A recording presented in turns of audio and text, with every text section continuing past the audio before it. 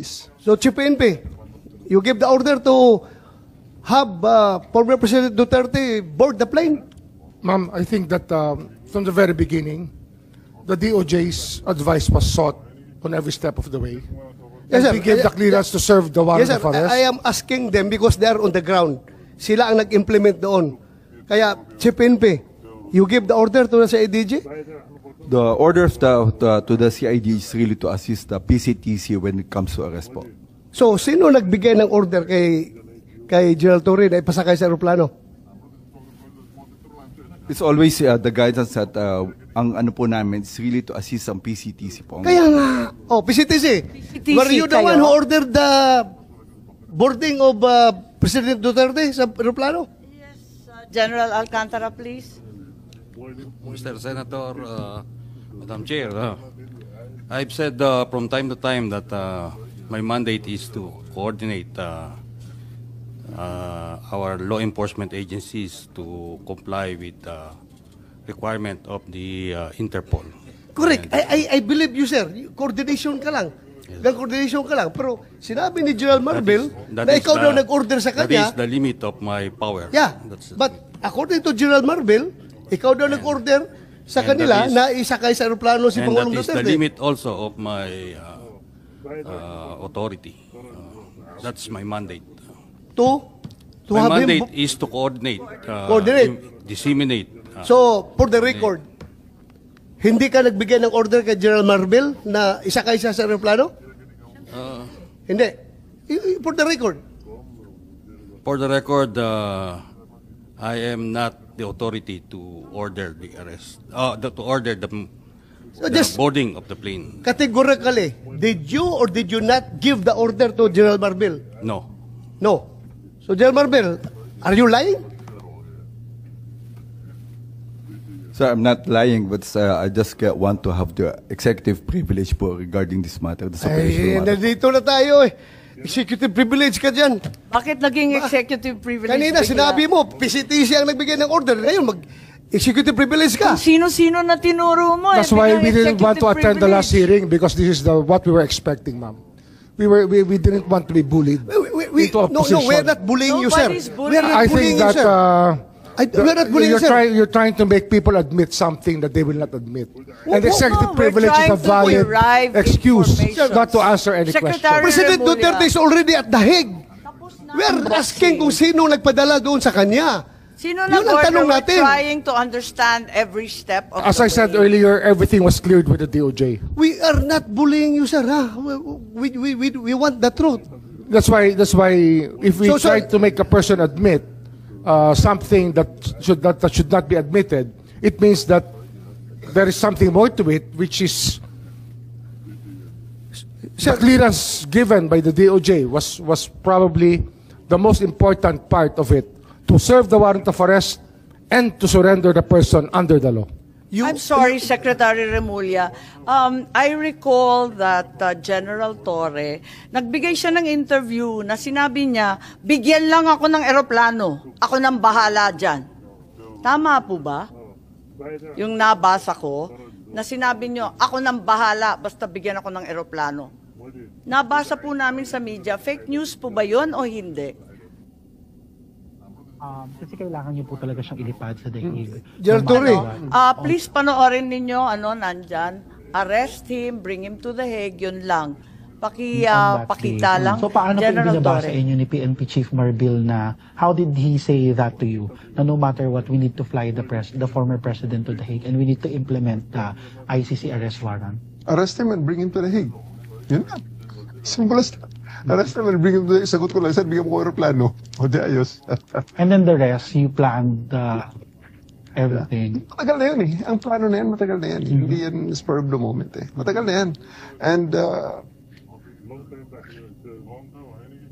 nagkataon lang na talagang yun, the opportunity arose.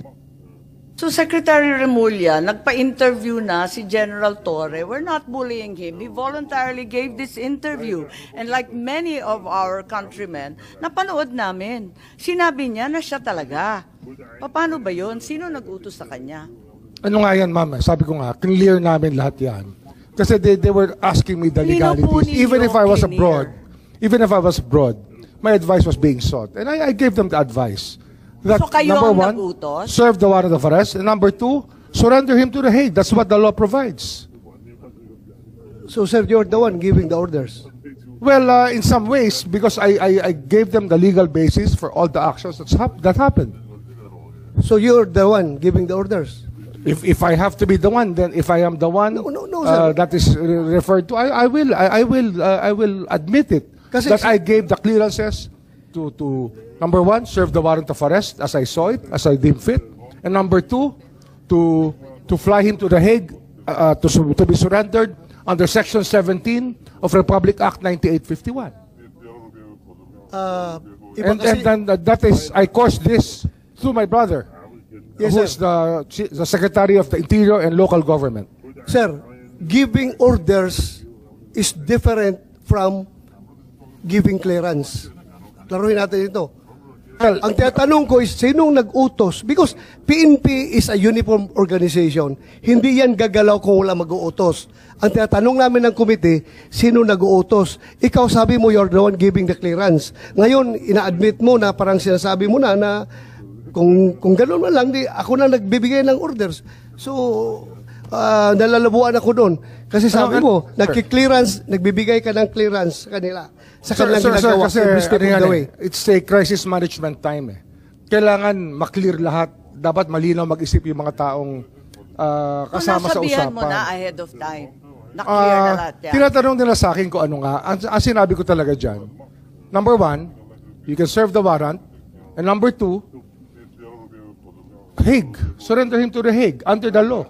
That is what the law provides. So ang ibig sabihin, nalaman na ninyo na may warrant bago pa umabot yung March 11, 3 a.m. na sinasabi. Hindi po. Nalaman may clearance ko, na una, before sasabihin ko March sa inyo, 11. nalaman ko po na merong problema nung March 9, ako po yung nasa airport at sinasabi sa akin, mukhang may mga chismis na merong warrant. So balik tayo sa Pero chismis. chismis mo yun. Kung alam ko kung totoo yun, hindi na po ako lumipad. I would have stayed here. Pero I had to fly because I had a commitment So nautusan with ninyo ng March the 9. UNODC. So nautusan ninyo ng March 9 si PNP Chief Hindi ho. Martil? Nung dumating po yung warrant, yung diffusion order, pinadala po sa akin yan. Siyempre, ang technology naman, nasa Vienna po ako, kahit iba yung oras.